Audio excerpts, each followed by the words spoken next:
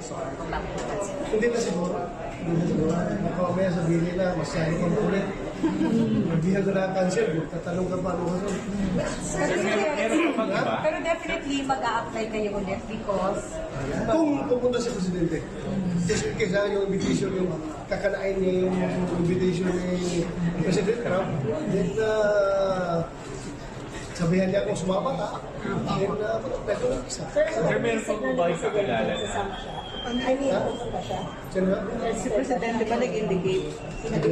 Don't know, baka hindi ko sino interesado. Baka lang, baka pumunta niya. Sir, may kakilala pa mo ba kayo na na-cancel?